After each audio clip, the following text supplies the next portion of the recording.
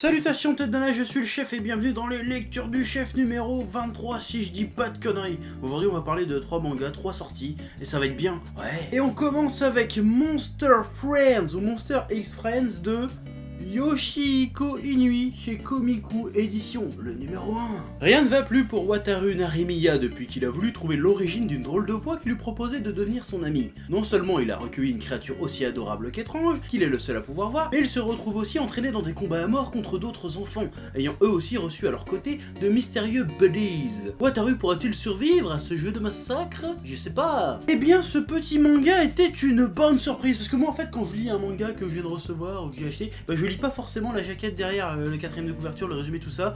J'attaque direct la lecture à poil comme ça. Du coup j'étais pas prêt pour ce qui allait arriver en fait. Au début de ma lecture je me suis un peu fait chier, j'ai vu ça, je fais ouais bon ok ça va être un espèce de dit-il extraterrestre mélangé à Pokémon, hein.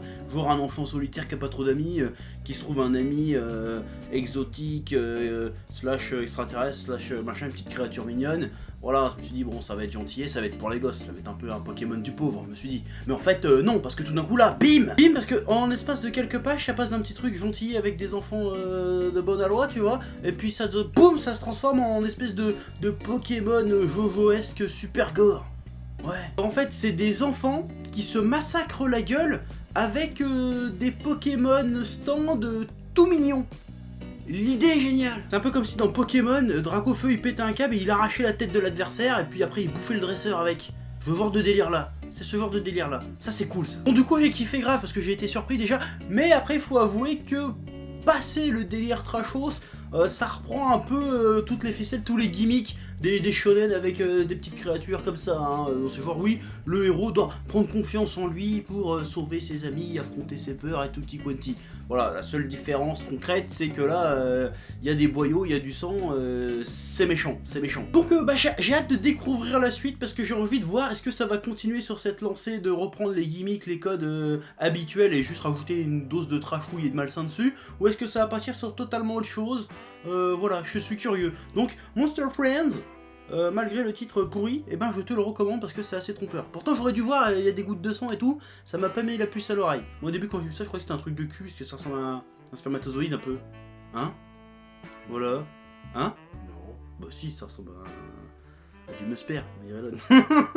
Enfin voilà, c'est cool. Voilà, je suis parti en couille, mais c'est pas mal. On poursuit ses lectures avec Ayakashi, la légende des 5 royaumes par Izu, hein, le scénariste, et Vendra, le dessinateur. Après, vendra pas, je sais pas. Et cette blague était trop bien. Ah oui, sinon c'est le numéro 1 et c'est chez Glénat, hein, c'est un manga français, je précise. Japon 1702, le pays la proie des Ayakashi, des créatures démoniaques dévastatrices. Guerrier sacré détenteur d'une force sans égale, Hiro traque ses monstres sans merci et constitue l'un des meilleurs remparts contre les démons. Seulement, lorsque sa route croise le chemin d'une prêtresse pactisant avec ses créatures, sa lutte prend une nouvelle tournure. Une tournure d'autant plus surprenante qu'au même moment sa cité natale est attaquée. Ouais. Alors l'univers, bien que fantastique, est assez intéressant, hein, pas mal inspiré d'une certaine époque du Japon, d'un certain folklore japonais. D'ailleurs à la fin il y a un bonus avec un bon petit article qui explique un peu tout ça en détail. Donc c'est un manga qui a quand même demandé du travail de recherche et de documentation, et ça sent la lecture, donc déjà ça c'est un bon point. Bon après tout ça est retravaillé de manière fantastique, fantasy, donc forcément ça part un peu en couille, mais ça reste intéressant de découvrir le délire. Ouais. Bon, l'histoire est plutôt cool aussi et assez bien amenée, bien menée. Ça avance assez vite malgré la densité de l'univers qu'on essaye de nous présenter, hein. C'est-à-dire que ça prend pas les 3/4 du récit pour nous présenter l'univers. Non, on nous largue au milieu de cet univers et au fur et à mesure on en apprend un peu plus, on comprend un peu les bails du truc. Et ça c'est plutôt habile. C'est pas un peu comme dans Outlaw Player que j'ai parlé dans l'émission précédente, où là ça prend les 3/4 du bouquin juste pour t'expliquer l'univère. Là c'est fait de manière subtile, c'est bien ça. Le récit en lui-même est assez dense aussi, hein. Il y a pas mal de personnages introduits, de sous-intrigues introduites, d'intérêts dedans, voilà. Mais ça arrive à faire tout ça sans être brouillon, ça c'est pas mal ça. Bon alors il y a pas mal d'enjeux amenés assez vite, des sous-intrigues, tout ça très intéressant, et ce qui m'a le plus surpris c'est que les personnages sont vachement développés pour un premier tome. Bon après, je sais pas c'est prévu sur combien de tomes aussi, hein. Ça se trouve si c'est prévu que sur 2 ou 3 tomes, ça expliquerait que ça soit aussi rapide et que ça soit aussi dense, mais dans tous les cas, c'est assez bien exécuté. Bon sinon, que dire d'autre? Bah c'est cool, voilà, les dessins sont vachement stylés aussi. J'aime bien le style, mais j'ai un peu du mal avec le trait, je crois que c'est un trait un peu numérique, du coup c'est un peu, ça manque un peu de densité dans le trait, je sais pas si tu vois ce que je veux dire. Bah après j'ai rien contre le numérique, mais voilà. Voilà. Donc c'est un bon manga Yakishi, est-ce que ça se vendra ou ça se vendra pas? ben je pense que ça se vendra. Voilà, petit jeu de mots bien pourri. Et on termine avec Ajin tome 6. Bon, je crois pas que j'avais parlé du tome 5 dans une lecture du chef, mais c'est pas grave, je vais parler du tome 6 aujourd'hui, voilà. Donc c'est de Gamon Sakurai, et c'est toujours édité chez Glénat, hein. Bon, je vais pas te représenter Ajin, j'ai déjà fait d'autres vidéos dessus, et si tu connais pas, bah, tu te démerdes. Ajin, ben plus ça va, plus c'est bon, hein. Là, on a un tome un peu moins vénère niveau action que les tomes précédents, mais niveau écriture, j'ai envie de dire bigre.